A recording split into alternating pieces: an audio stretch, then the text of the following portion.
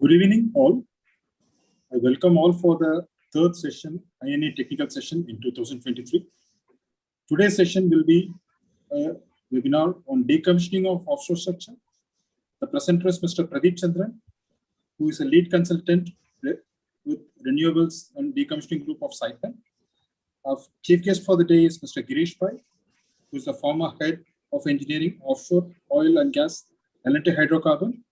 And today's session is chaired by Mr. Apurba, who is a senior consultant with DNV. It is my privilege to introduce Mr. Kar. He is a naval architect and a risk and reliability engineer, having more than 40 plus years of experience in the maritime industry. Mr. Kar did his BTech Honors in naval architecture from Indian Institute of Technology, and in 1982, and in 1985 he did his MTech in marine technology and ocean engineering from IIT. In 2005, he became the certified reliability engineer given by ASQ USA. He has worked in shipbuilding yards for 10 years and ship classification society for 30 years in various roles and capacities. He has participated in various international maritime research projects sponsored by ISCS, ACS, European Union in the roles of member, manager, and coordinator. He has participated in leadership roles in various IMO regulation development projects, held positions of manager and chairman of ISCS and ACS expert groups, joint working groups, etc. He represented ISCS and Government of India in various IMO committees and subcommittees, and has also acted as a member of the Advisory Committee for Naval Research Board DRDO. He has published over 50 technical papers, and coming to his awards and recognitions, he had an outstanding contribution award by the Governor of Maharashtra, India, for International Maritime Research, Sir H.S. Rao Memorial Award for the Best Paper Presentation, Silver Medal Outstanding Performance Award 3 times, Gold Medal Dedicated Long Service Award 2 times, Gold Medal Sea Trade Runners-Up for Best Marine Software Product of the Year, that was shipmate software. He previously worked in Indian Institute of Shipping and superannuated as Vice President Research. And now he is a senior principal consultant to DNV Energy Division. With this introduction, sir, I would like to hand over the session to Mr. Apurba. Please. Yeah. Thank you, Dr. Anger. This really is a great and very liberal introduction for me. Good evening to all. This is a session. I just like to give a very brief theme of today's session. It's about ecological, environmental, safety, economical, and political issues surrounding decommissioning of offshore oil facilities. Now, various countries, organizations, and citizens have been called to pursue in the coming decades in 17 macro objectives, also called Sustainable Development Goals, SDGs, defined by the United Nations. The SDGs aim to foster the organizational operationalization and integration of sustainability, economic, social, and environmental development with a big impact on employment, innovation, climate change, and group growth. All sectors are demanding innovation and sustainable solutions, including the oil and gas industry, which aims to address the issues about decommissioning of offshore platforms. Now, the regulatory genesis in this regard goes back to the Article 60 of the United Nations Convention on the Law of the Sea, prescribed that installations or structures which are abandoned or disused shall be removed to ensure safety of navigation, taking into account any generally acceptable international standards established in this regard, shall also have due regard to fishing, the protection of the marine environment, and the rights and duties of other states.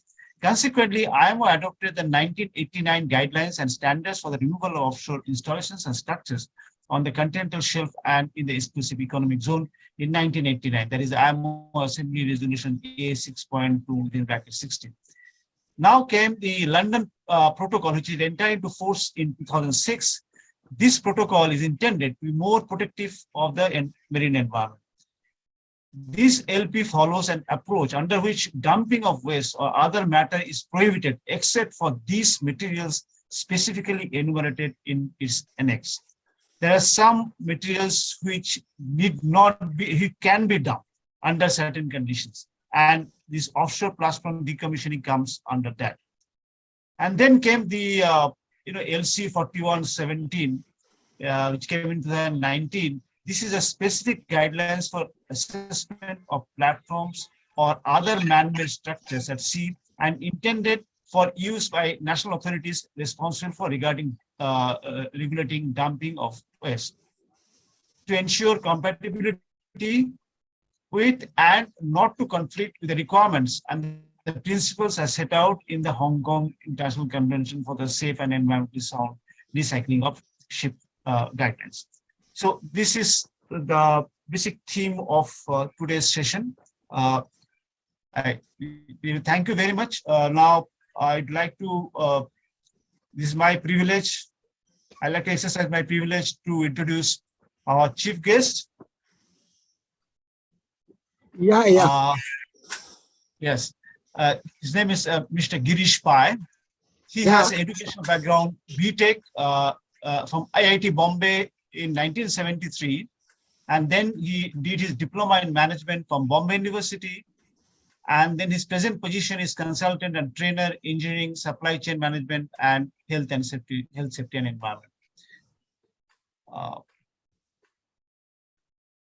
His professional experience is he has worked about over 35 years experience covering offshore platforms, design systems, offshore platform design, systems engineering, procurement, quality assurance, project management of offshore projects, training and health and safety environment, trainer in Larsen and Toubro Leadership Development Academy for 15 years. His professional experience also encompassed, he worked in BARC from 1973 to 1978, Mazagon Dock from 1979 to 1992, Larsen and Toubro 1992 to 2015. He was responsible to handle, he was head of procurement, he was head of engineering, head of quality assurance, head of commissioning, and head of health, safety, and environment. Thank you very much, sir. I would like to request our chief guest to say a few words on today's session, sir.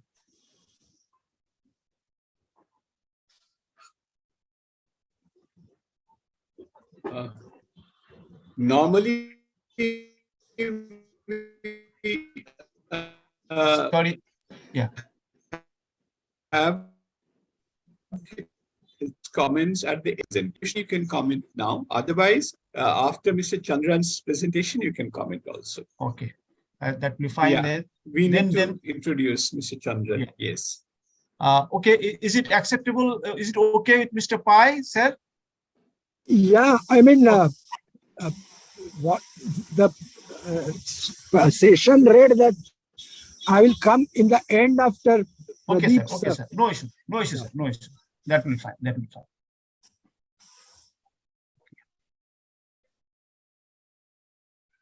Yes, sir. Now I take another privilege to introduce our presenter, today's presenter. He is Mr. Pradeep Chandran. He's an alumnus of QCET, and then he did his University of Strathclyde, UK BTech, University of Strathclyde and Glasgow, UK MSc in Chevening Scholar, under Chevening Scholar, and University of Greenwich, UK, as he has done executive MBA. And then Mr. Pradeep has been working in offshore, marine and energy sectors in various roles for more than 24 years. He was involved with numerous challenging offshore and marine projects in various parts of the world. Some of the examples including Ormen, Lang and Bhalal, North Sea, then Sabrata and Abar Esalam in Mediterranean, and Gippsland and Abadi, Australia, Hadera and Jika, Middle East, MRPL and Mangala, India, CD Parati and P60, South America, Zikomba and Yoho, Africa, Blue Stream, Black Sea, DSS 38M, Caspian Sea, Erwan and Chokpole, East Asia, and Mongolia and Heidelberg, Gulf of Mexico. He has been drawn towards the most challenging aspects of the field And one such example is the role of lead engineer for the world record offshore lift project, Bhalar. Currently, he's working in the field of decommissioning of offshore installations, which may be considered as among the most challenging in offshore and marine industry due to its inherent high-risk nature. With this, I'd like to welcome Mr. Chandran to commence your presentation. All are waiting for that. Thank you. Thank you very much, Apurba. Yes. Let me share the screen. Okay. Can you see the screen, everyone? Yeah, I can see. Yeah, we can see it. Okay. It's a great honor to be here.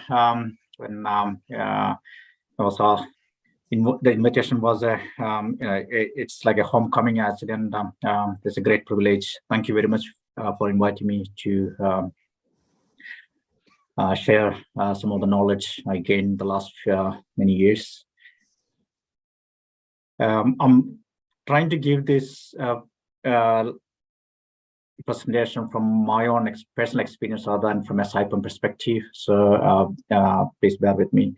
And I'm not a great orator actually. So if you want to ask questions, or it's up to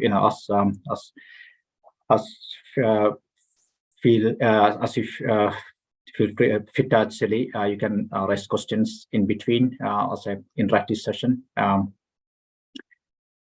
So this is one of the field actually I've been involved, I think from 2008, 2009 sort of time actually. That was my first decommissioning experience along with other projects we were doing.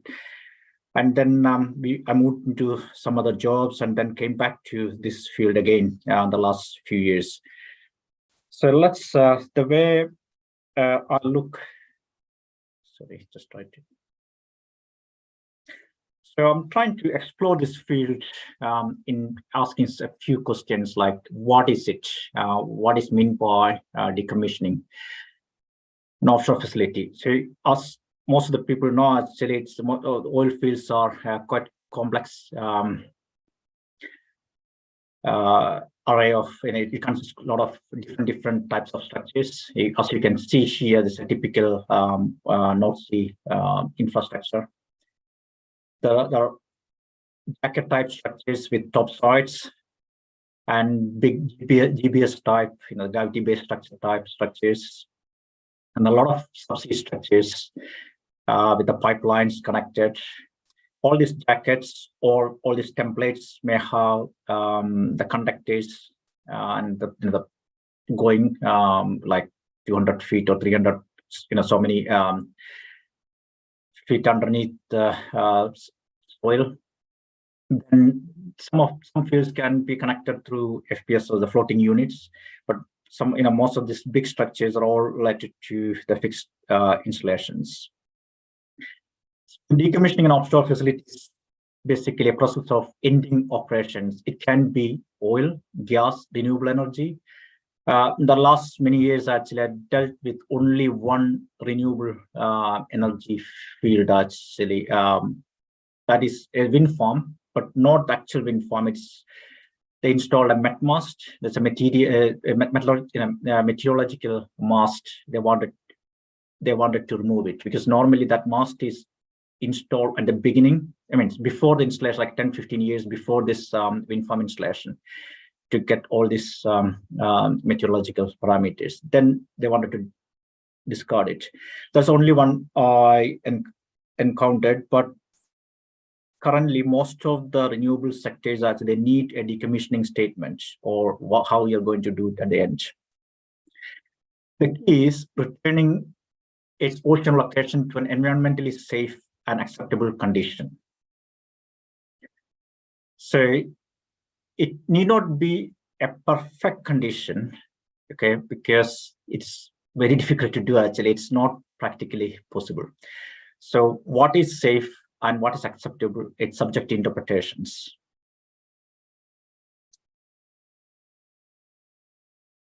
Okay, as you can see here, These are the offshore structures installed between 1970 and 2000. I'll try to share another screen. Just a moment, bear with me.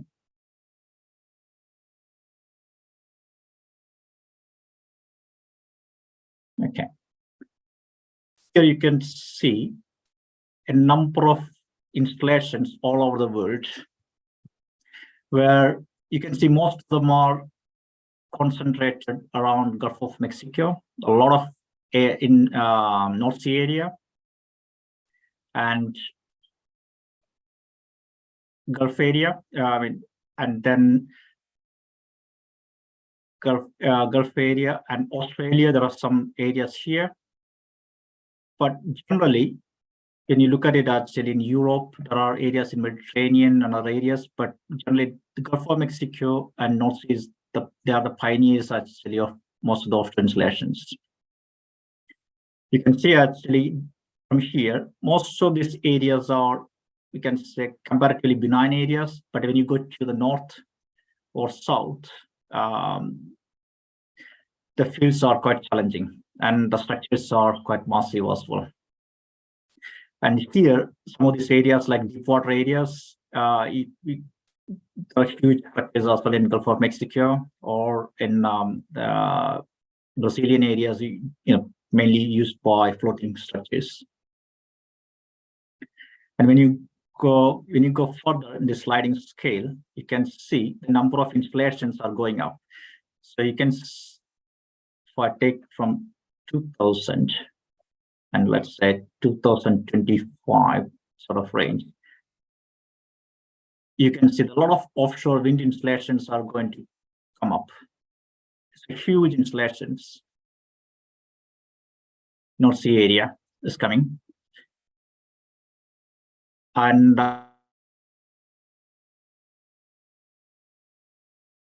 nowadays, actually, some of the modern ones, it's like the wind turbine diameter is like a very similar to a football field. Just a huge structures people are trying to install. Okay, going back to the old presentation.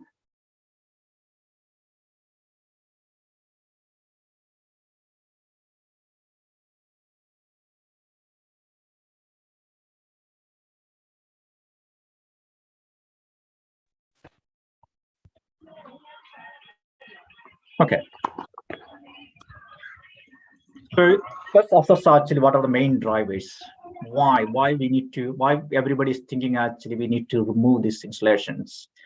Because when they installed, actually nobody thought what to do after many years. So after that, there's increased awareness by various stakeholders. The stakeholders are the people living there, the fisheries, and then the maritime traffic. Even the lot of lobbying actually in the last many decades actually to make it more environmentally sustainable. So that created the various pertinent rules and regulations. And so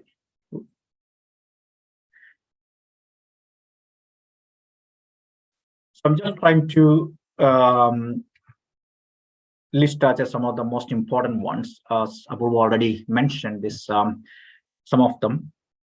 The United Nations Convention of the Law of the Sea in 82.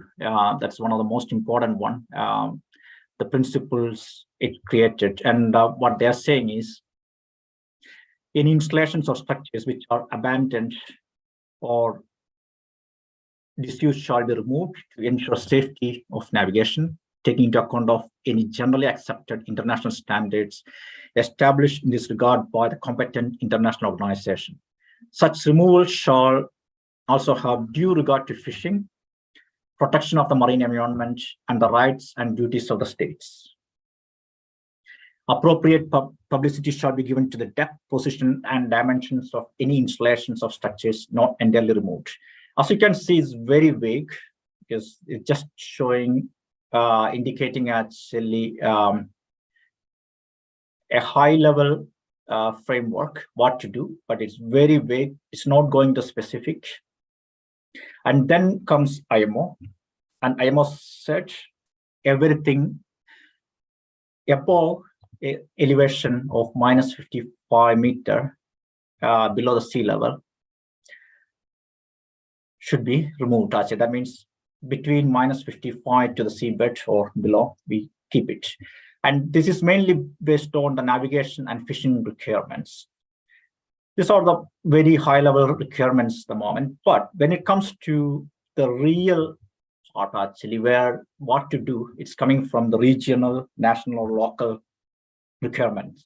And they are more specific and stringent. One of the most important one is Offshore Convention in North Sea.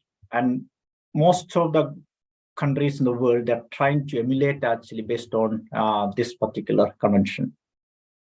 And then comes additional requirements on coastal protection, the health and safety and environment, and transboundary shipment of waste rules, well abandonment related rules. There are specific requirements actually for each region or nation, or within nation, you'll have different rules for different localities. For example, in Australia, you'll have Victoria State will have special rules, or some other state will have special rules like that.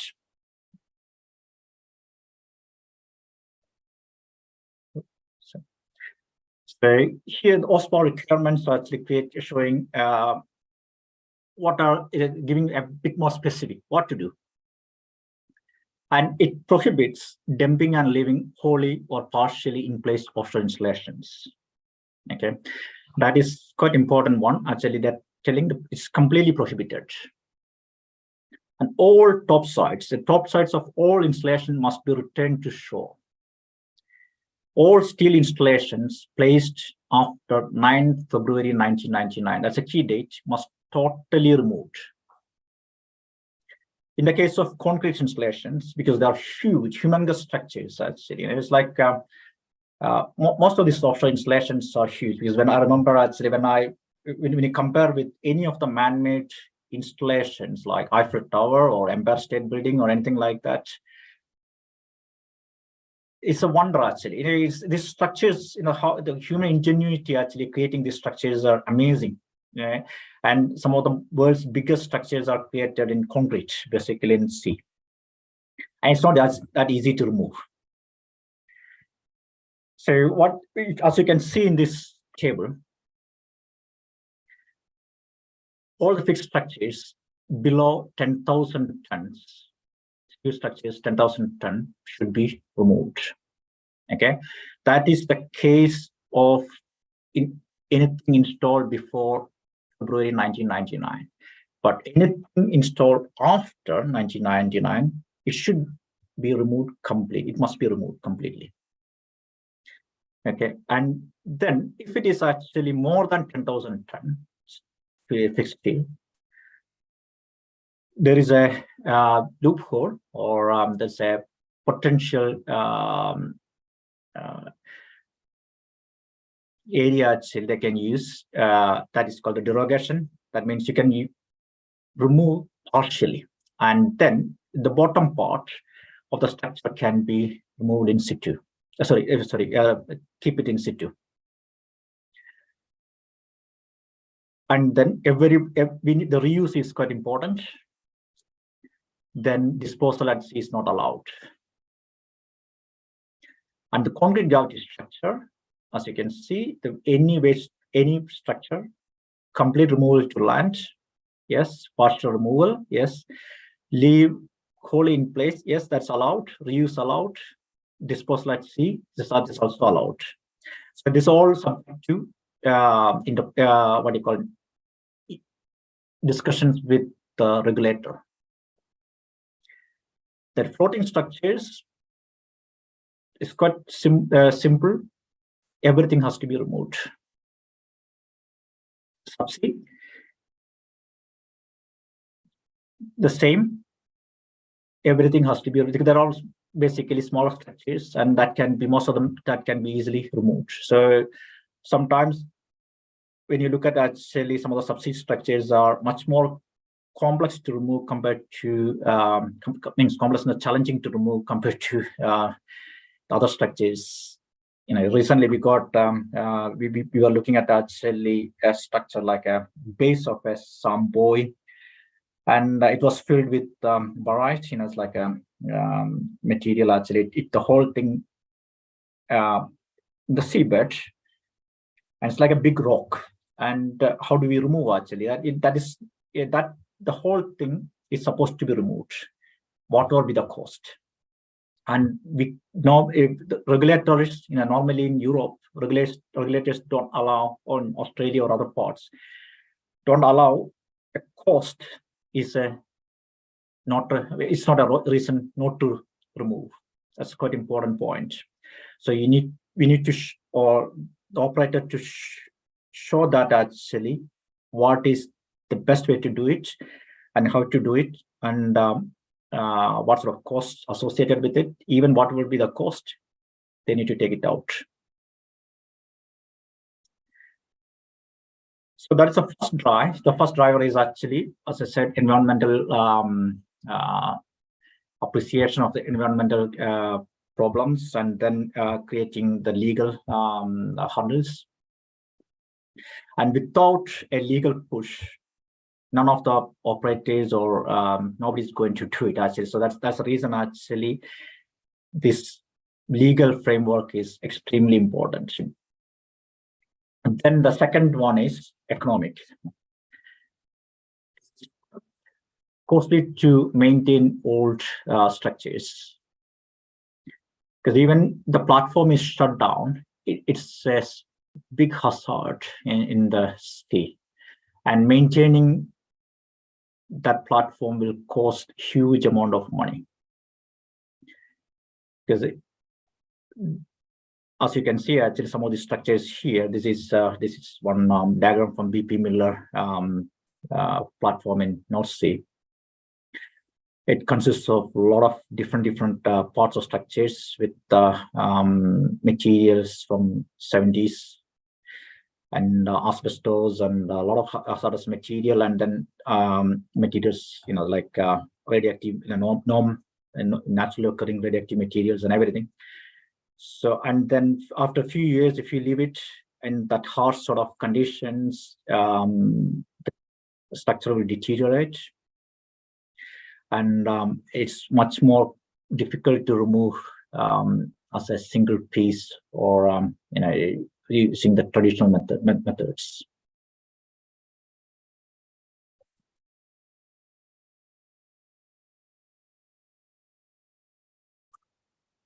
Okay, so here I'll try to give an idea of the traditional decommissioning regulatory process, not regulatory, typical process.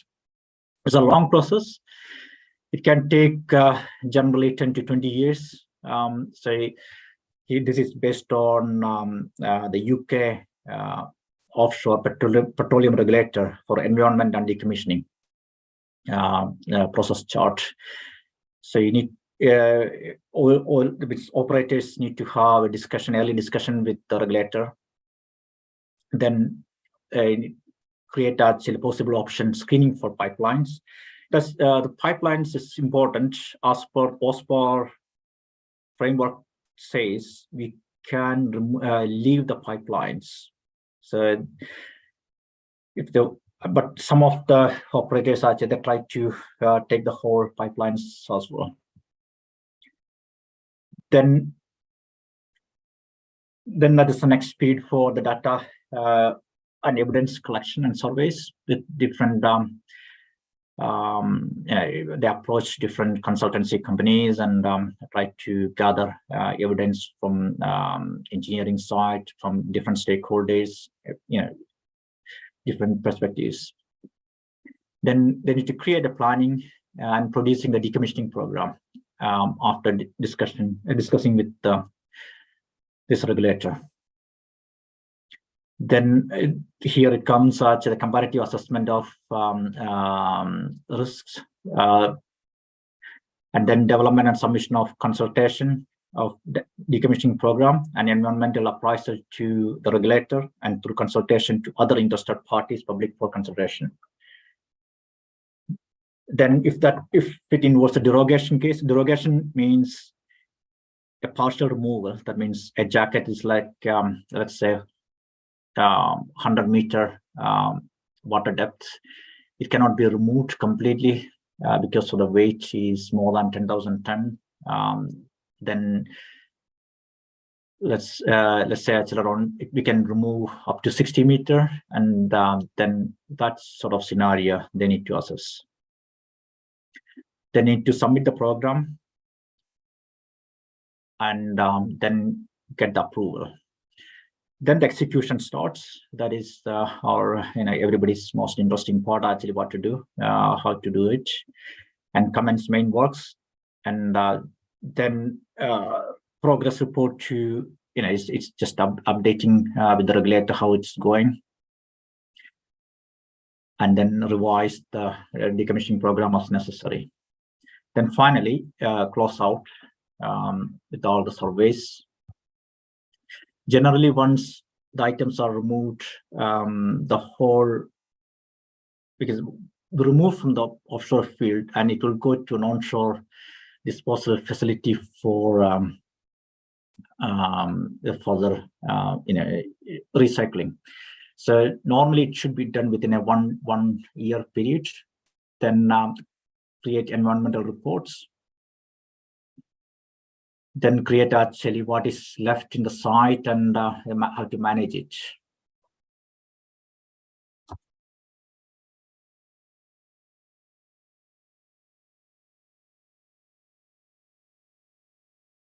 Okay, so here I'm just trying to show how it is done. So the first, normally, I try to summarize here actually there are a lot of in-between activities, but I'm trying to summarize the main part of this executive process. The first, actually, the cessation of production stage. The production is production of the platform is ceased, and all the oil wells or gas wells are shut down. Then hydrocarbon redevelopment options looked at and discounted, because there are certain stages actually we can, they can think about pumping things back and regenerate. And then just there is a clear intent by the licensee to proceed to reuse or repurposing or to the decommissioning. That is the stage that they need to say that this is the only way they can do it. Decommissioning is the one stage to do it. And seeking authority agreement on the point at which all hydrocarbon economic redevelopment opportunities have been pursued and the production may permanently cease is an important milestone leading to the cessation of production. That all the operators need to show that to the regulator. Then one of the next important step is decommissioning the wells. When you look at the cost, it's an extremely costly exercise. Normally, half of the decommissioning cost is associated with wells decommissioning. So when the well reaches the end of its lifetime, it must be permanently plugged and abandoned. So as you can see, actually, it's like any other pumping scenario, we can say, because the reservoir is full of pressure.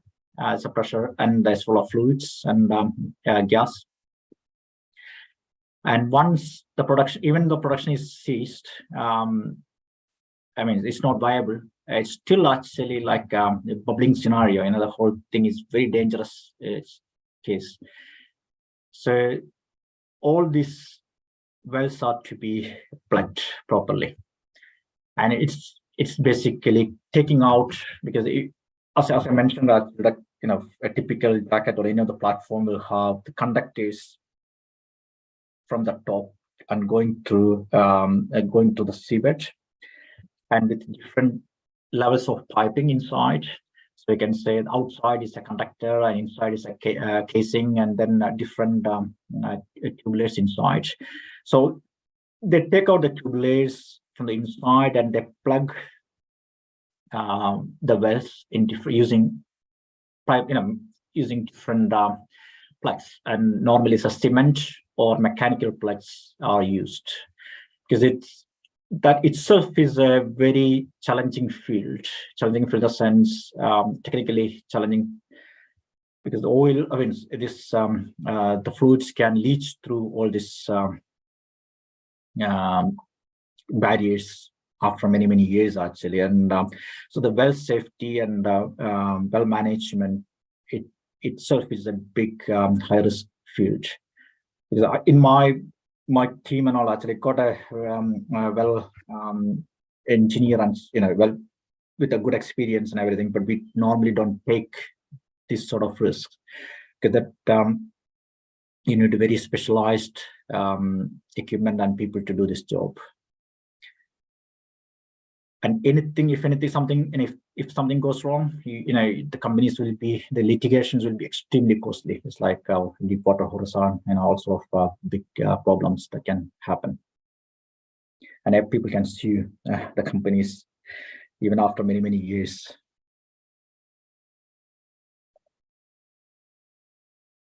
So once that is done, then the next stage is engineering down the whole platform, cleaning, flushing of topsides and pipelines. Because if you look at the a typical topsides, you will have a lot of processing units and different units. All those areas are to be cleaned for any hydrocarbons, all the pipelines.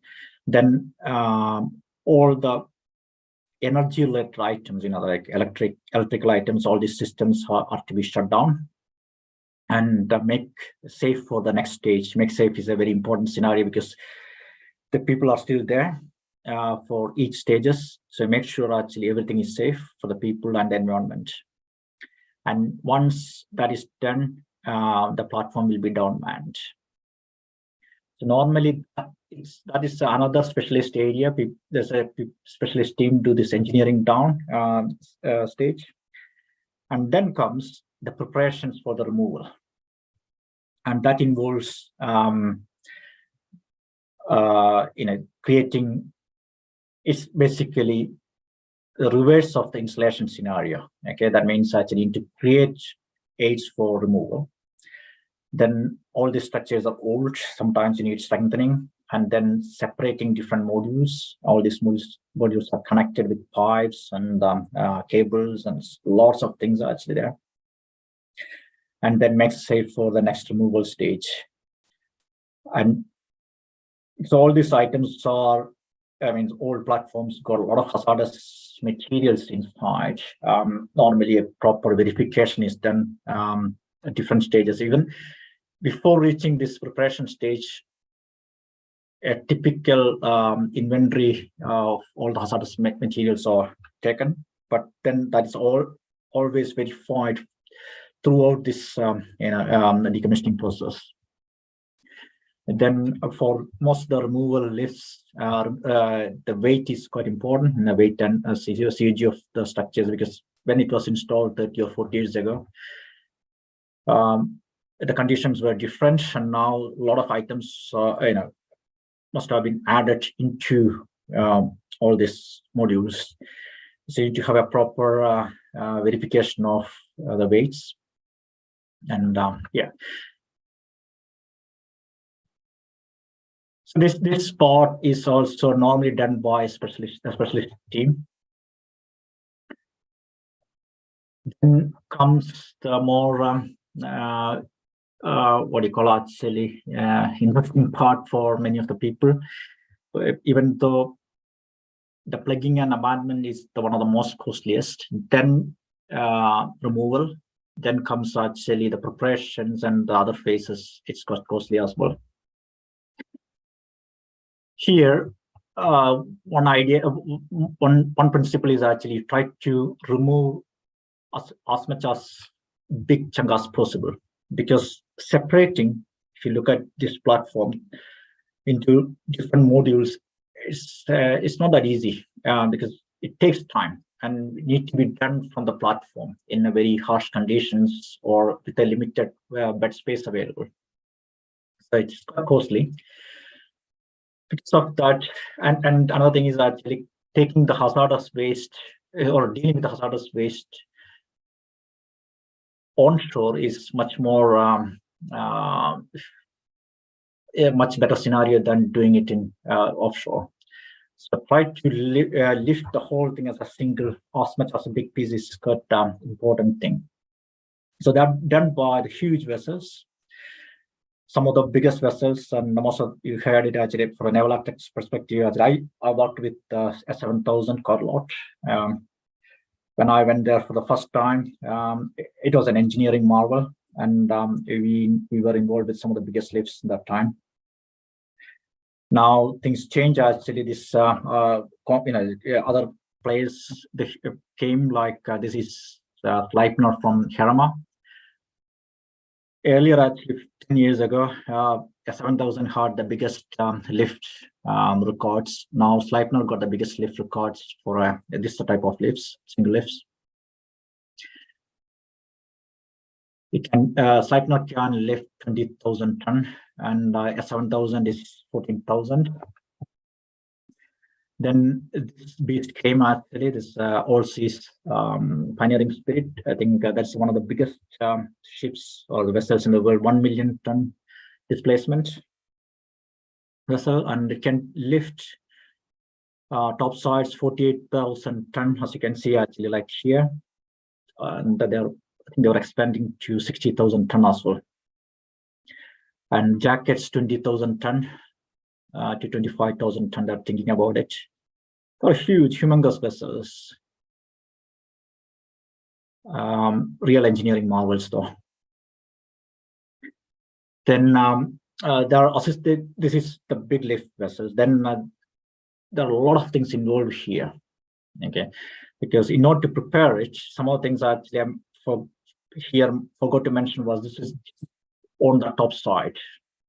On the bottom part of the jackets, for example, here, I just go back here. Preparing this requires a lot of subsea intervention. Subsea interventions are done by a lot of surveys to be done using specialist survey vessels. Then we need to use offshore construction vessels to do all this preparation like cutting of items, the dredging, different dredging material, dredging things which should be done. So maybe it'll come back, yeah. Then in order to transport, you can see actually here a lot of some of these biggest challenging lifts. Actually, I put the photo. This is one of the Brent jacket removal by Sleipner. You can see as it's lifted and carried. And basically, it was pioneered by Saipem, in the lifting and carrying. And here you can see a top side is lifted and carried with the flare in place. And you can see this lift and carry is actually like 1 or 2 days tow, and means transportation on the hook. And you can see actually what sort of dynamics it can attract, and a lot of engineering, amazing engineering there to do. And they can carry on the deck as well. As you can see here, a top side module is carried on deck. Instead of that, sometimes we need barges and then tugs to assist barges for the tows to different, depends upon where we are going to, where these structures are going to end up. And yeah, as I mentioned, that there's a lot of challenges, technical challenges here, because most of these original structures are not designed for removal. They were not humongous structures. They are thinking about the time to install, how to install, not to remove. Even the one I mentioned some time ago, actually, one of the structures we are dealing with at the moment, the platform dealing with the moment they installed only in 2015, but even then, that was not designed for removal. Even though the codes or regulation clearly stated that time everything should be designed for removal, but in practical sense, that's not the case. Then all these old platforms got a very poor quality of information existing, because when these fields were developed initially, the operators were different, and it passed to different operators or owners, and the current owners may not have the whole set of data. So it's a lot of detective work involved actually to assess, understand actually what's the difference between the old installation scenario compared to the current scenario. So that is the luxury for the new installations, because everybody knew, but here a lot of unknowns involved. And the structures are continuously deteriorating. And not on the top sides, the jackets, most of these jackets, for example, here, going back, here you cannot see it, but here you can see the conductor frames, and a lot of conductors are actually going through, these conductor pipes are going to the seabed. And these conductors always, it's like a rattling here because of the weather conditions. And that will, after many years, all these jackets develop a lot of defects. And one of the platform we recently, a few years ago, we removed removed a huge tanks attached to in the storage tanks attached to the jacket. That those storage tanks connections were cracking, and that cracks propagate into the main structure, and that sort of scenarios can be very dangerous. And it can contain hazmat, and hazmat means hazardous materials like asbestos, then mercury, and some of the and then norms, the radioactive materials that is coming from with the drilling and things. And this all these materials, some of the countries got a very stringent criteria. For example, Norway, they don't want to take actually any mercury, so you need to be, if you transport something from UK to Norway, you need to take out all the whole mercury lighting and everything. And so, there are very stringent criteria on that. Then the hydrocarbons are already, a lot of areas, pipes are filled with hydrocarbons that needs to be, even that they are flush, there'll be remnants will be there, and tanks can be missed. Then the seabed related issues, anybody with the geotechnical knowledge know that actually one of the costliest aspect for any offshore installation is actually the soil, because there are two aspects we always tell actually when most of the engineering side tell is that it's a dark art. One is the naval architecture, because they say most of the people, they don't understand actually how naval architects determine actually the behavior of the system, especially the dynamics. And another thing is the soil, how the soil behaves. So, and the soil can be very costly. And then most of the old platforms will have drill cutting piles. Drill cutting piles means when they create the holes on the seabed, all these drill bits actually create, they take out the cuttings from the seabed, and that is mixed with all the mud. Mud means actually the chemicals, and with already the naturally occurring material, chemicals, everything, create some toxic pile. And that some of the platforms, it can be like 10, 11 meter height. And then the grout presence, when the fixes fixed offshore structures were installed, like jackets, they were all grouted. All the piles were grouted, and the grout. Old days actually, they pump it, and sometimes the grout would go many places actually, and that's all over the place. And in order to get this, things out from the seabed, we need to destroy or take out the grout. And the soil, when it coming to some of the soils, can be, very treacherous, like clay. If you remove it, actually, it's going to stick, and you'll either your vessel or will be there for many days. Then need to develop new subsea technologies. Actually, for example, the cutting.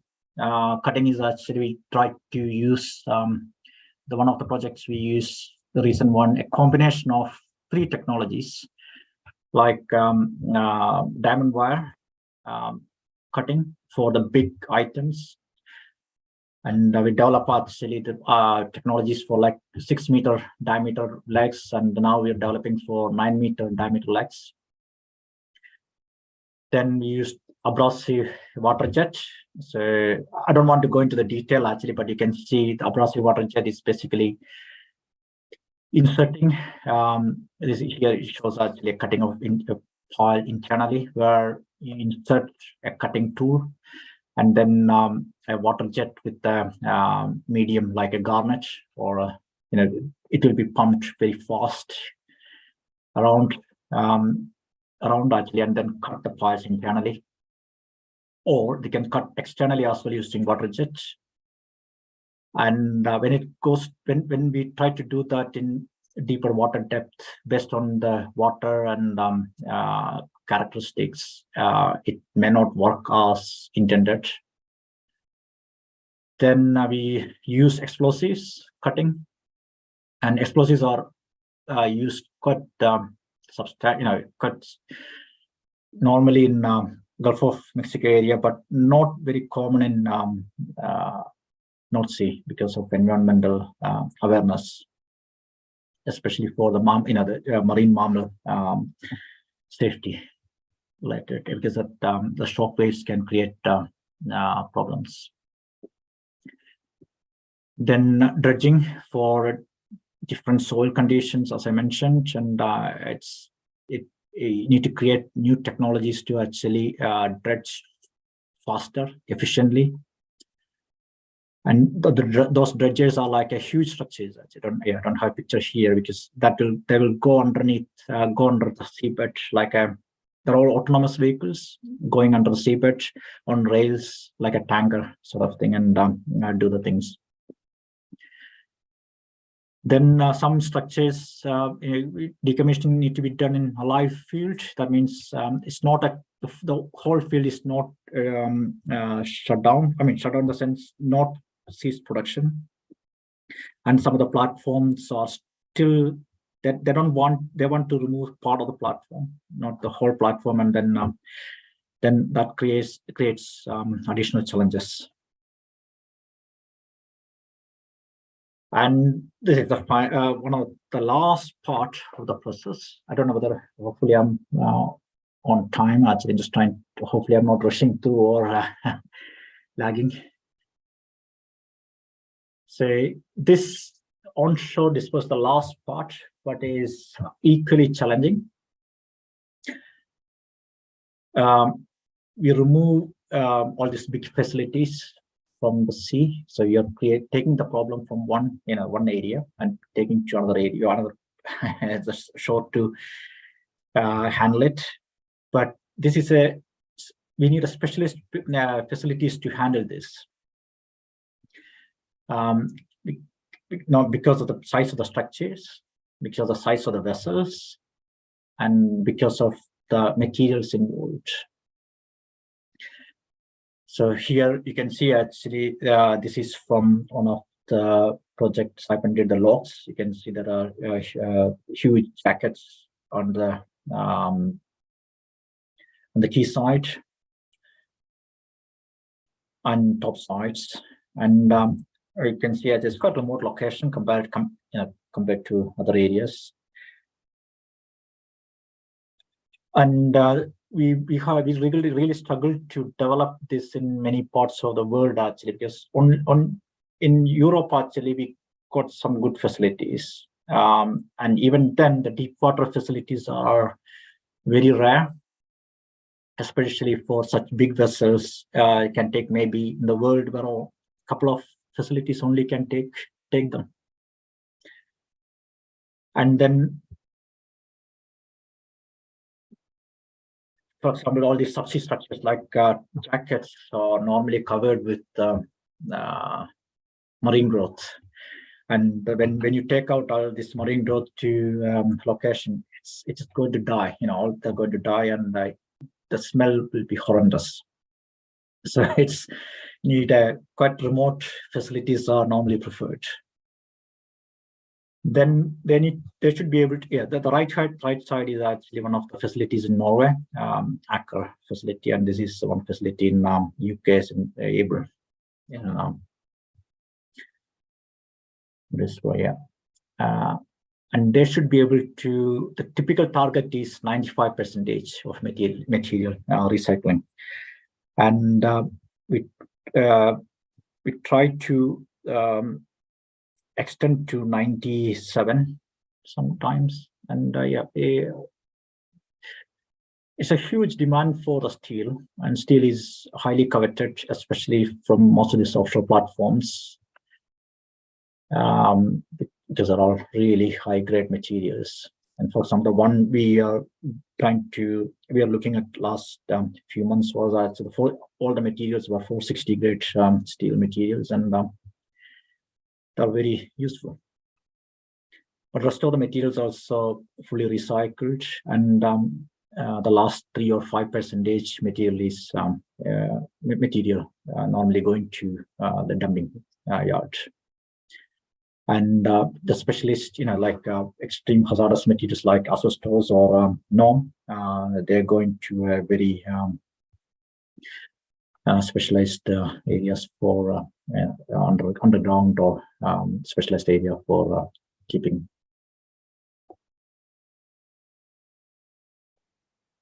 Then normally, when you will look at it, there are alternatives for onshore disposal. Because all these big structures are there for, all these big structures are there for many, many years actually, and they are haven for most of marine life. And it's beautiful actually when you look at ROV videos and other things. And when you are taking them away, that means you are destroying that ecosystem already established. And sometimes it's better to leave them there and creating an artificial reef. Sometimes it might be worthwhile to take them away and reuse it. For example, actually here you can see one type of platform where the suction cans are used as a foundation.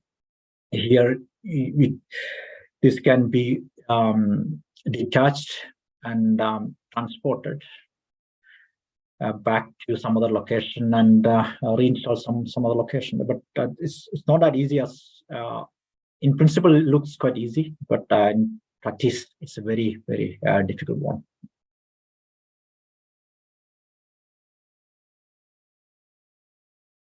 So I think that ends my presentation. Maybe I'll move very fast, but I'm very happy to listen to your questions. And thank you very much for listening. Yeah. Thank you, Mr. Chandran. It's really is very interesting and very eye-opening. The presentation was quite in detail. So I'm quite sure that many of us will have a lot of queries and questions. So floor is open for questions.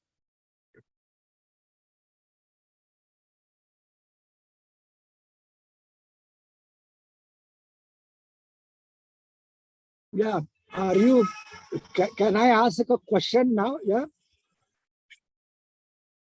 Sure. Yes. Yes. Yeah. See, the period of this decommissioning in your slide you have shown as 10 to 20 years. Yes. So then, see, the decommissioning comes on the horizon when the cessation of production is very close.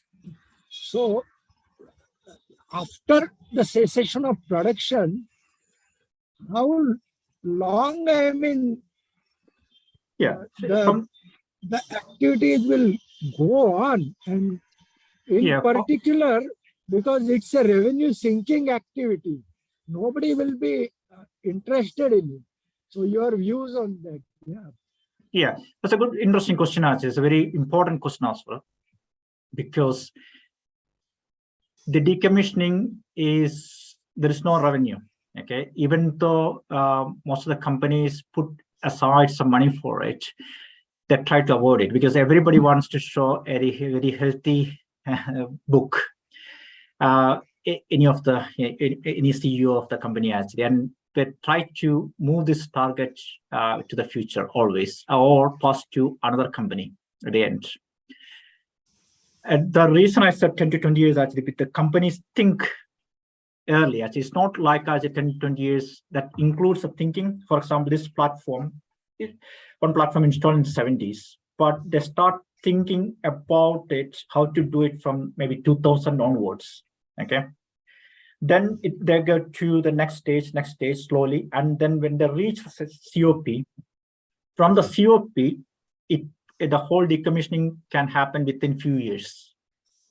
That means typically in the North Sea, 3 years to 5 years sometimes, or maybe 2 years. 3 years is the typical time frame from COP to the final decommissioning, means removal. So let's say if the COP is happening in a field like 2023, the removal can happen, let's say 25, that sort of period, 25. Then 26 is the final closeout. If they're really, so 26 is the final closeout when they go really fast.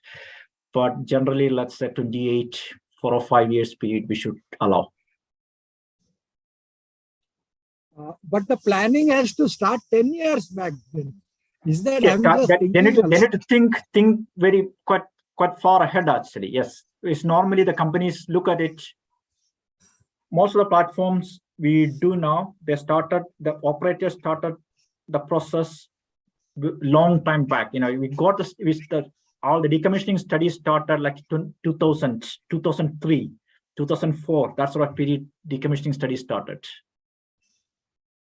So it's a long process. They look at the alternatives, and then the companies look at their revenue flow, and then it's a complex decision-making process. And they go through different gates.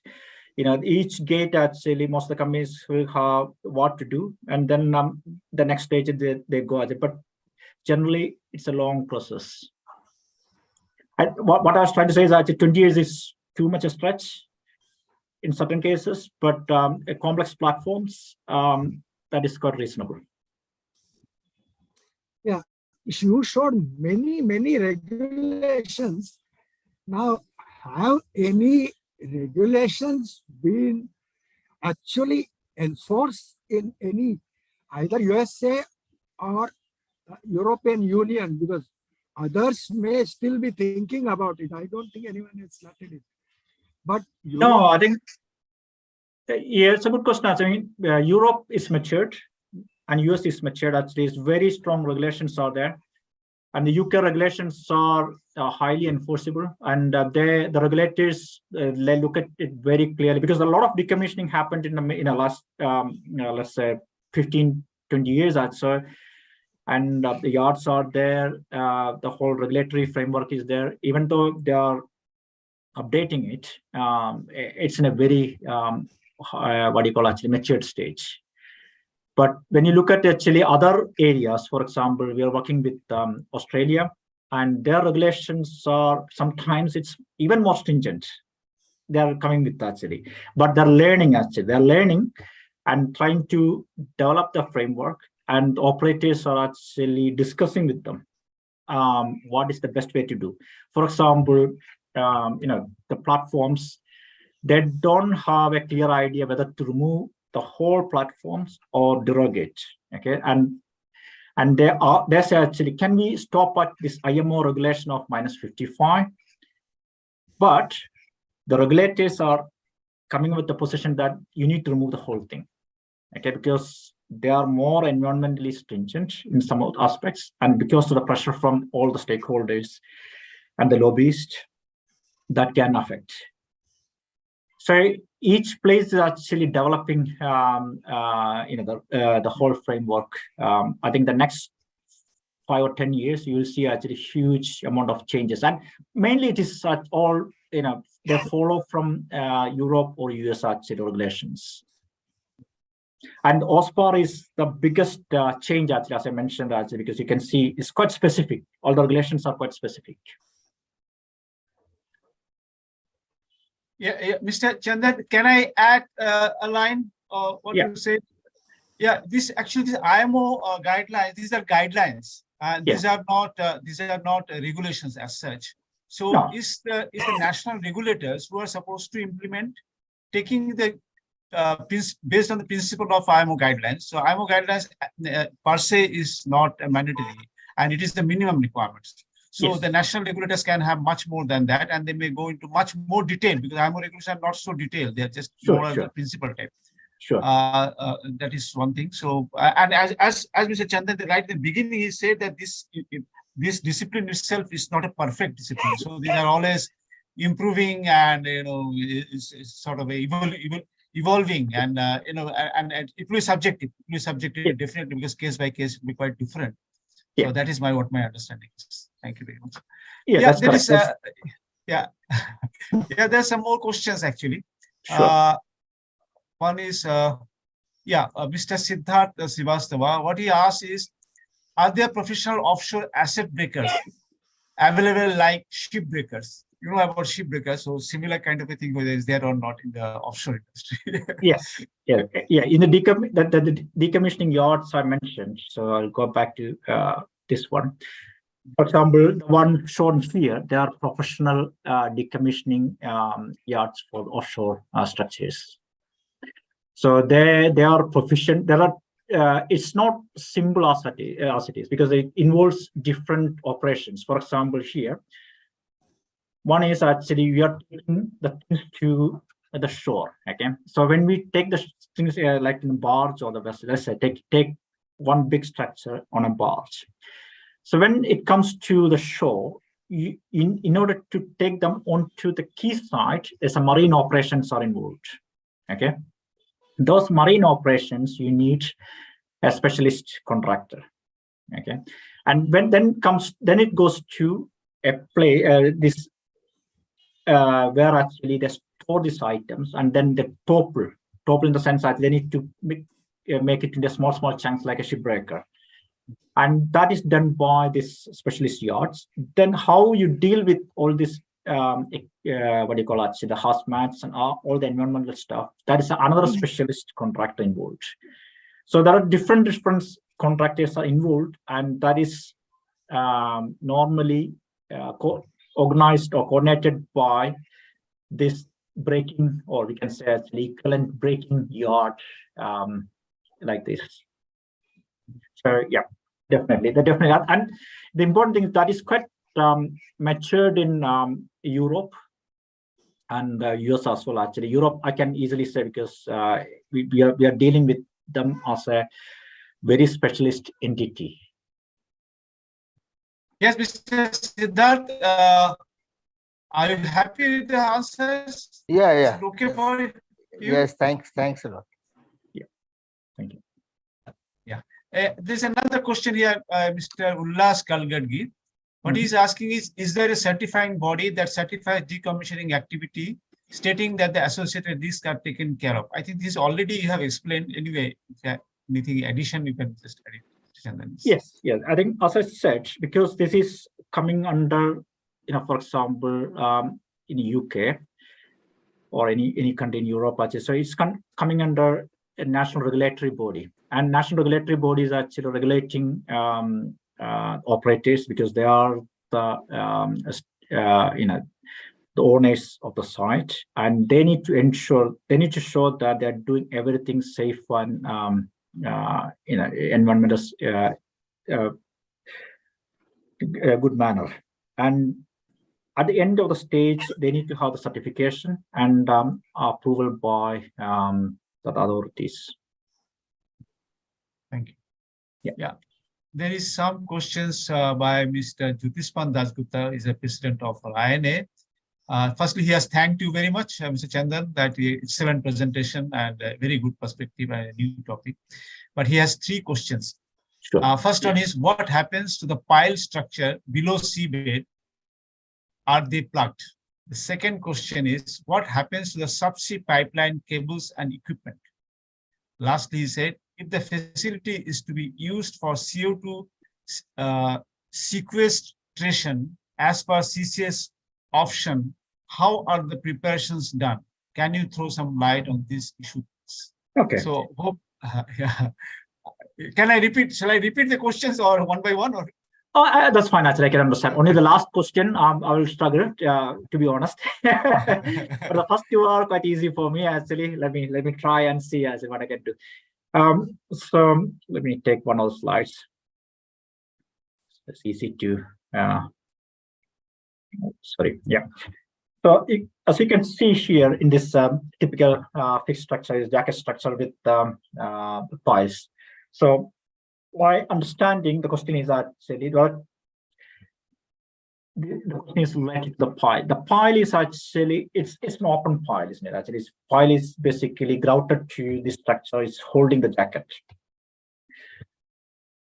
If that is not a derogated case, and if the regulatory bodies approves such the complete removal of this item, typically this pile will be cut 3 meters below mud line. Okay, but this is subjective. This is really subjective. But most of the companies try for it actually, because 3 meters below cut, in order to make, you need to dig or dredge around 4 or 5 meters around the bottom, and go underneath and use specialist tool to cut, because these piles are actually huge. It's like as you know, it's huge structures. Then that will be removed along with this jacket. So typically, like 3 meters below the seabed, the pile level, with the jacket will be removed by those vessels or who are the removal contractors. There is no plugging or abandoned plugging coming out in this picture, and then once that is removed, the seabed, because it is already 3 meters below, the idea is actually the soil will come and cover it. Nothing should stick out. That is the whole principle. But if the question is on the conductors, that is a completely different scenario. The conductors are actually going from the top like a long pile. It looks like a pile type tubular going quite deep underneath to the reservoir, because part of the drilling and production process. But as I mentioned here, they need to be plugged inside so that nothing should, none of the fluid or should come out. So that it's a completely different process. So hopefully I tried to answer the first question. It's tough. It's tough. Very tough. I can see. Yeah. Okay. Oh, sorry, I forgot the second question. Can you repeat the second question? Sorry. Yes. What happens to the subsea pipelines, cables, and equipment? Okay. We shall on the seas. Yeah. Okay. So just let me take the first slide. Okay. Right. So a typical field, you can see there are lots of subsea pipelines plus the infrastructure like some, the plumbs and a lot of pipeline, terminations and templates and everything. All the big structures will be removed. Typically, it's like the template, the templates or any the big structures, as I mentioned previously, they will be removed. They can be like some of them can be 500 tons, some of them can be thousands of tons, in 1,000 or 2,000 tons structures is a seabed. The pipelines normally, if they are like a concrete, the concrete coated pipelines or the big pipelines and sort of things, they cut from those away from those structures, and then left in situ. That's typically done, but because the regulation is not very, it's a gray actually. So they try to avoid as much as they can do actually, because all these are extremely expensive operations. Okay, that's the second question. The third question on the CO2, I think it's sequestration. I guess actually. Sequestration, that is being done in North Sea. So that's the reason why I'm asking this, The only place where it is already started operation is in North Sea. CO2 sequestration. Yes, the one of the areas actually we are looking at the moment is So sorry, yeah. How is the preparation done? Are you able to hear me? I hope my yes, I network can is- hear you. Yes, I can hear you. Yeah. okay. Now, how is the entire facility prepared for sequestration? Because it's not going to extract any fluid or gas from underneath. Rather, it is going to push the CO2 into the field, right? Yes. So how is that preparation done? Once the entire field is over, then sometimes it is used for what you call the enhanced oil recovery. But if you're not using for enhanced oil recovery, just putting it inside, how is it done? Do you have any comment to make on that? Yeah, the one thing is actually that is all related to increasing the pressure. It's normally increasing the pressure of the reservoir actually. So in order to keep the fuel going, that's my understanding. Yeah, that's one scenario. Yeah. So in that case, actually, so that means you're still trying to keep that platform going, but decommissioning comes, even that is not viable. Yes. That's one case actually, but one interesting thing actually we are looking is now we are in UK, we are creating a huge, because this reservoir is there already. So whether we can reuse it for hydrogen storage. Yes. Okay, and that is one item I not started actually, but I'm going to start work quite soon. Maybe I'll get more idea about it actually once I start working on it. But it's a huge facility. Yes. So they're taking the field actually. They want to reuse it for this hydrogen storage. Yeah. Sorry, yeah. Okay. Hopefully I try to answer. Yeah. Thank you. Thank you so much. Thank you. Yes, I don't see any more questions. Sir, there are some questions in the queue. If anyone is Sorry, sir. in the question in that. Sorry, I missed all that. Yes. Yes, the first one was done. Then second one was yes. There is one question from Mr. Krishnan Kutip. Are there cases where the platforms are recommissioned at a later stage using more advanced production processes? Yeah, it's an interesting question actually. It all depends upon the economic feasibility.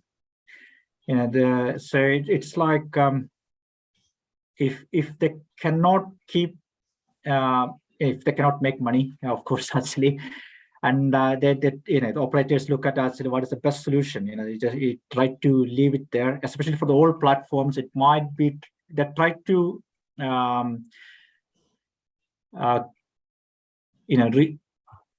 put a new facility or remove the old one and keep the new one. Install a new one and try to go on for some time. But they will reach a stage that also cannot be done. Then the only way is actually how to remove. That is always the case actually. You try to extend the life of the field, and especially in the current scenario where everybody is looking after energy security. So yeah, definitely actually that is something operators explore. So more of an economic evaluation, I think, that will govern. Yes, I think that's right. Yes. Yeah, the next question is from Mr. Ramesh Kumar. What he's asking, is there life extension for platforms? That is, if oil has dried up, it can be converted for hydrogen production or any other application. Yes, I mentioned earlier actually we are looking into one of the UK facility, actually one of the biggest one in UK. So they are going to take out some of the platforms and install, but keep some of the facilities but keep the jacket mainly most of the facilities, and then take out, remove the top sides and install new facilities there, and then kind of try to use this internal, the cavern or in that storage, the depleted oil area actually to storage hydrogen, and then put pipelines to connect to the shore. So definitely, yeah, that is one thing actually countries are looking forward to, because everybody wants these are all national, what you call actually installations of high national interests. And also, I think you have mentioned about the innovation. Also, that also plays a role here, because Yes. that cannot be stopped. So if anybody an innovative idea is always welcome, I think. Yeah, definitely, because it's like actually, because here everybody's pushing for electric cars actually, and when you look at it, Toyota always wanted a hydrogen car, and but there is no infrastructure or no facilities at the moment. Even though I think I've seen actually they are starting in their website, they put the price for their hydrogen car as well actually, but I've not seen anything on the on the road yet so far. But that is a cleaner solution, compared to most of the electric vehicles. But you never know actually, because everybody's looking at what is the best for the future, and the innovation is actually going. It's happening very breakneck speed. But this war, recently actually made everybody very anxious. And going back to the old days, in the last year, the number of oil fields, the approval for all the oil fields happened. It's quite huge everywhere in the world. And unfortunately. Yes. Yes. I don't see any more question posted. If anybody has left out, please point it out. Or some hand is silent. Let me see. Who is that? So no other questions. No other questions. Oh, okay. So can I have one or two questions from myself? Sure. Yeah. First one is, suppose in case of abandoning, as you said that, sometime viewable is not practical or not feasible. So there's an option given in the regulation also, you can abandon that. So in that kind of a scenario, is there any monitoring is to be done after the abandonment, and what is happening and what kind of a impact it is creating on the environment or the safety aspects? Yes, I think the duty holder of that area, they need to keep an eye. For example, I'm trying to say that last one. This is a typical example, try to leave the platform there as an artificial reef. So, of course, actually, means this is from they need to create the navigation, aids and that sort of facilities there. And definitely that whoever is actually responsible for that area, they need to they need to ensure that it's safe. So they need to have inspections, regular inspections, and everything to keep it going. That's right. That's right. Yeah. Another thing is regarding then when you is offshore preparation for renewable. Yeah, that is the area where you need to know a lot of facts and figures of how the platform was designed. I think that is very important, because in order to do the preparation, how will you cut it, where the CG will go, and where to start, how determine the strength of the residual structure. So I think all these things will involve a lot of necessity of data or information from the design basis. So what I'm trying to ask is there people or the team who are involved in the design of these things, are they also invited to take part in this decommissioning preparation? Not. I mean, one thing is actually most of the people in this industry, they're old actually. Right, I understand. It's quite old. And it's I remember actually, when, even from Warhol, because I was young that time, and the client invited everybody involved for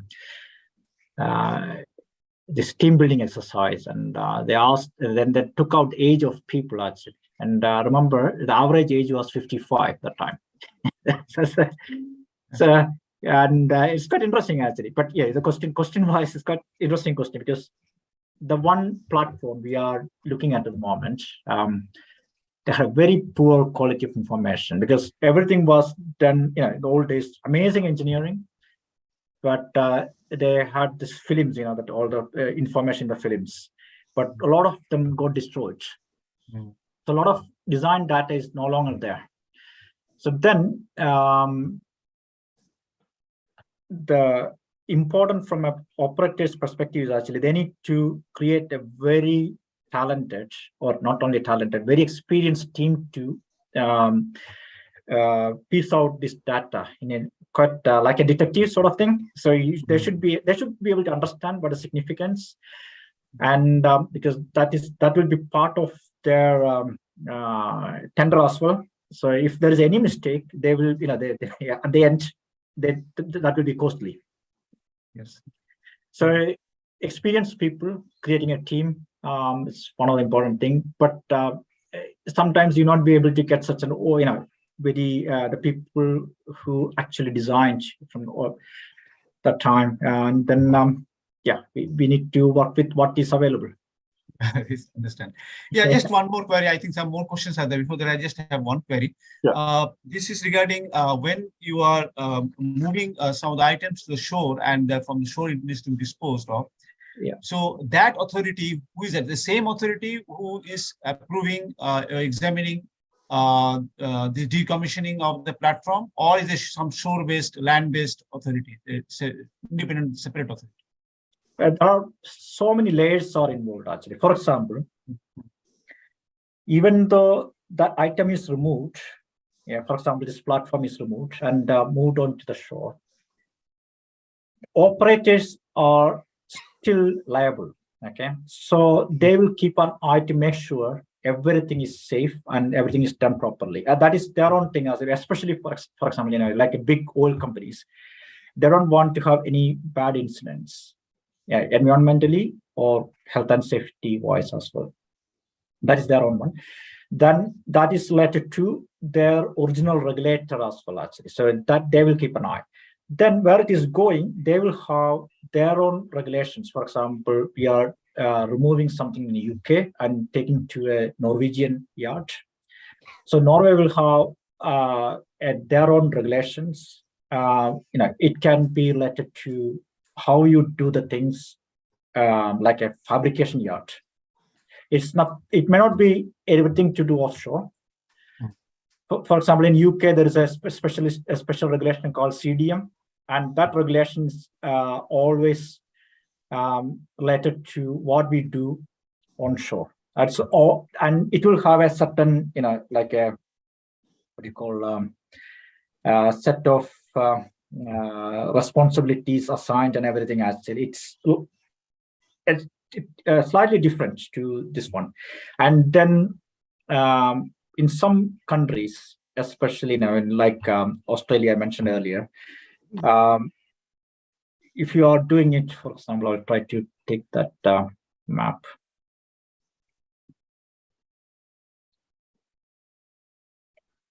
Yeah, if you are doing removal here and taking it to a place here, or if you are taking something from here to here, you will have very stringent regulations and related to how the things to be done, and the people, what sort of people to be used and everything else. So it varies. It varies. Thank you. But it's definitely the local rules are. Yes. Everybody should adhere to all the rules, and Yes. the most stringent is the most important. Yeah. Yes, that's right. Yeah. Yeah, there is one question from Mr. Ashwini Ota. He's asking, what is the normal life cycle of the platform at the design stage? Aren't they all designed to have a life period of 25 to 50 years? Is it linked to the reservoir capacity? Yes. So most of them is typical offshore structures. Actually, 20, 30 years is typical design life. And that may not be the true reflection of actual life sometimes. For example, actually here we had recently we had a northwest Shetland area installation, and even though it was installed, let's say, less 10 years, this sort of thing.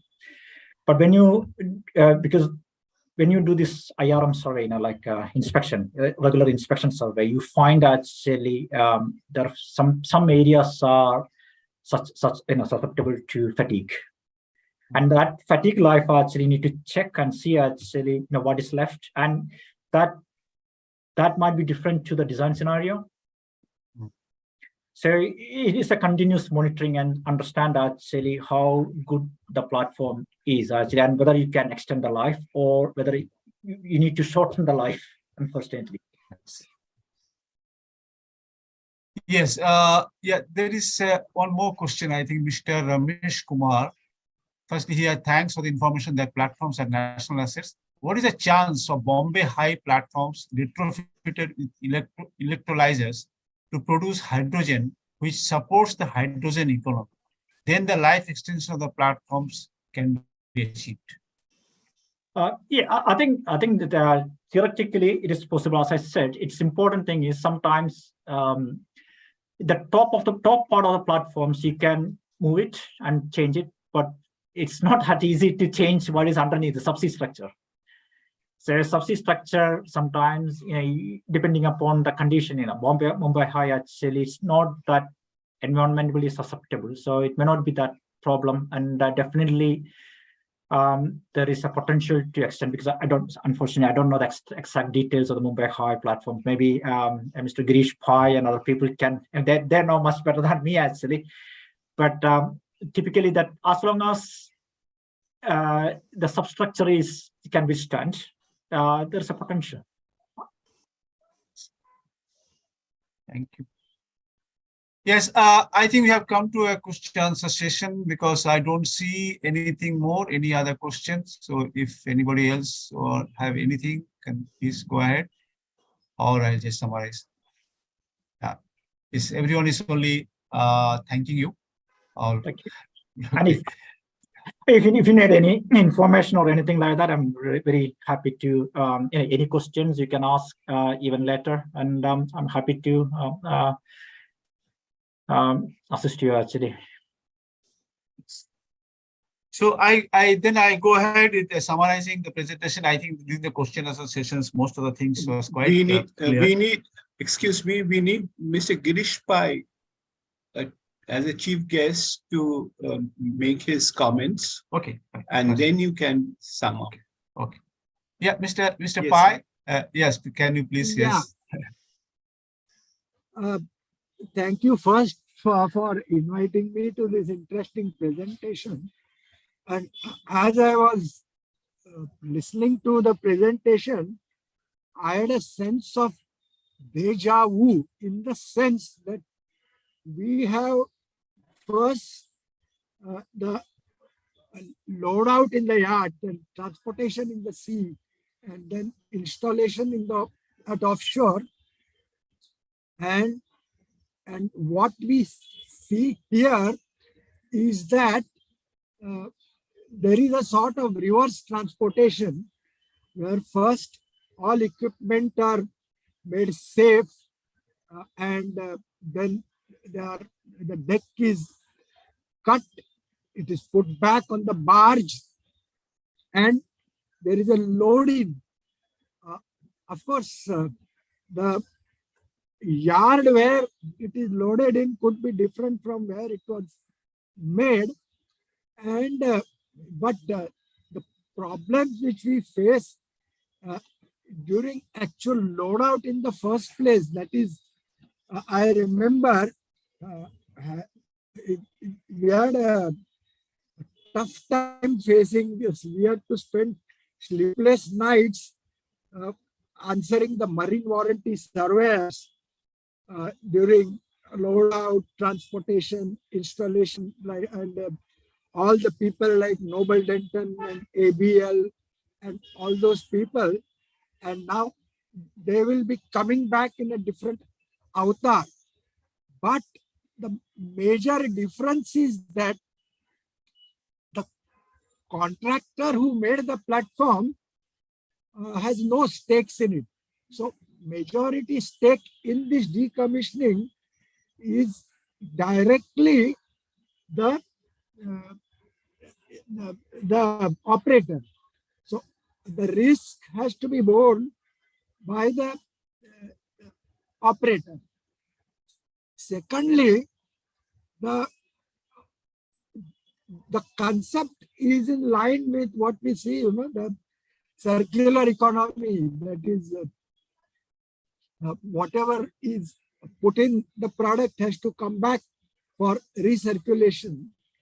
And as Mr. Chandran pointed out in very clear terms, all the regulations, etc., are very tough in this regard. And lastly, the time for this planning is very high, and all the operators have to really give a thought to this and account for it in the IRR in the first place. And Pradeep Chandran has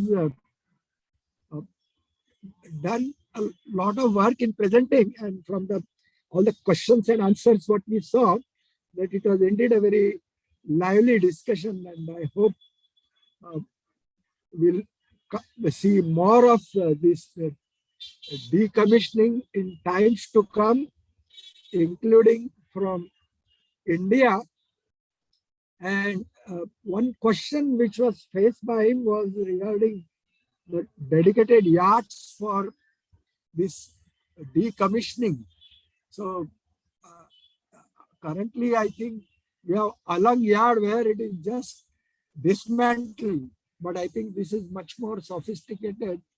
And actually, before decommissioning, the contractors for actually removing equipment, etc., have to be finalized. Like they commonly say that don't break an egg till you know what to do with it. So this is what comes out in the presentation. That is, this has to be planned very properly, and because this is a very hazardous thing, that oil sludge and all these things, and this has to be planned properly. Otherwise, wahi purana kissa that we start dealing with this problem after it comes to the yard, and then the person who is there and he starts hammering it out and throwing back what is not needed and stripping it and taking it away. Yeah, that's all I have to say. Thank you all for this interesting presentation and question also. Thank you, Mr. Pa. Sorry.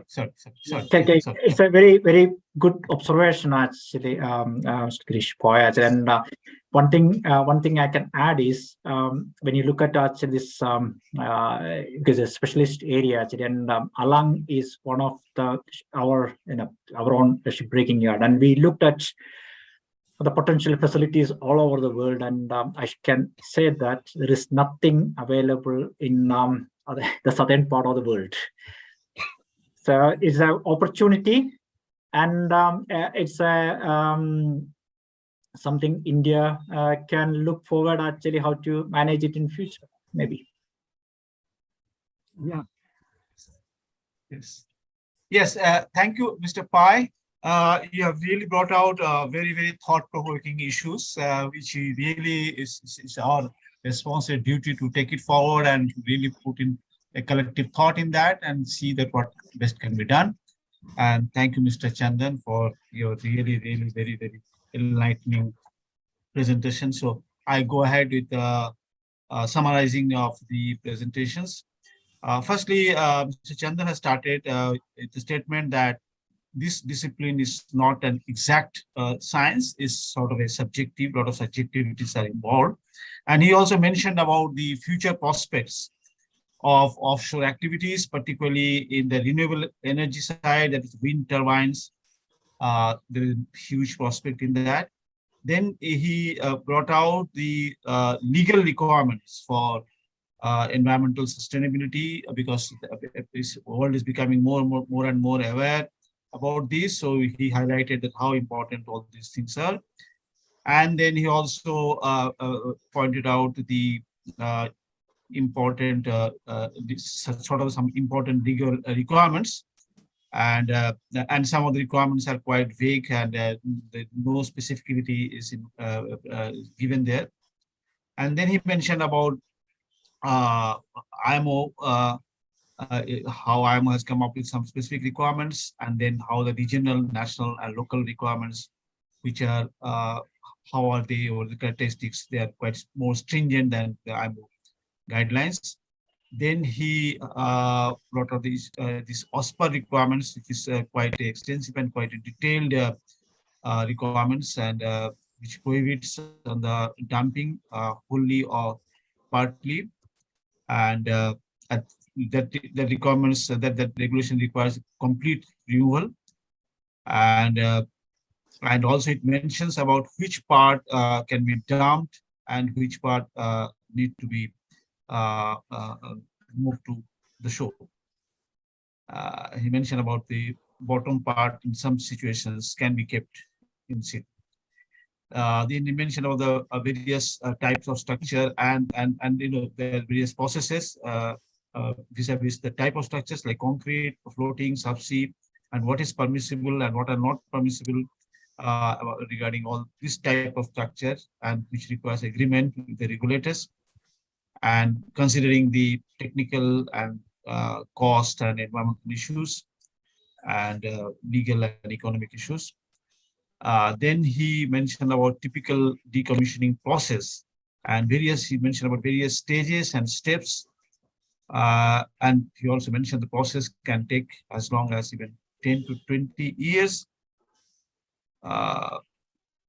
Then he mentioned about the term called derogation, which is remove partially. Then he mentioned that about what is the role of recycle in the decommissioning process, and what is left aside, and how to manage it. And then execution stages, cessation of production, well decommissioning, and he mentioned about half of the cost goes is in this well decommissioning only.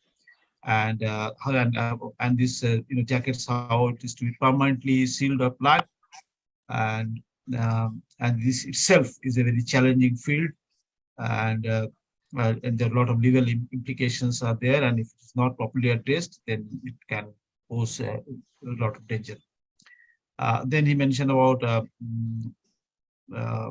engineering down cleaning, flushing of topsides and pipelines, offshore preparation for renewal, and that which involves a lot of specialized activities and requires a specialized team. And then how the renewal of the items and transportation to onshore. We clarified many things in that. And then he mentioned about new subsea technologies which are evolving, like cutting, explosives, dredging, lifting. Is very heartening to know that a lot of prospects are there for the future research. And then he mentioned the challenges for decommissioning from live fields, which poses some additional challenges. And then he quite elaborately explained about the onshore disposal, and he mentioned that typically more than 95% recycled items are recycled.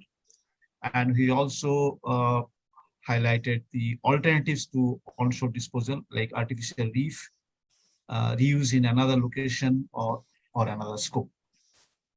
I think I just tried for as much I could. Thank you. Thank you. Yeah, with this, I hand over to the convener. Thank you, sir. Thank you, sir. We thank for today's technical session. The speaker, Mr. Pradeep Chandran, I contacted him after maybe 2 decades and readily accepted and gave a very good talk. It's quite a new topic for most of us, but it gave a very good introduction as well as comprehensive information on decommissioning of offshore structures. Mr. Girish Bhai showed his experience in his comments. So thanks, sir, for being the chief guest for today and offering your insights. And Mr. Kar, he started the session very nicely by starting with a framework which led to the discussion, as well as nicely summarized and handled the question and answer session well. All the audience who made the session really lively with all the questions. And my thanks also to our president, Dasgupta, who's been behind all these things and ensuring that these are happening. And Mr. Amir Ahmad, who's our technical coordinator, who ensures that we are seamlessly being able to do this webinar. Thank you all, and with the permission of the chair, we can close the session. Okay. Thank you. Thank you. Thank you. Thank you, sir. Thank you. Bye.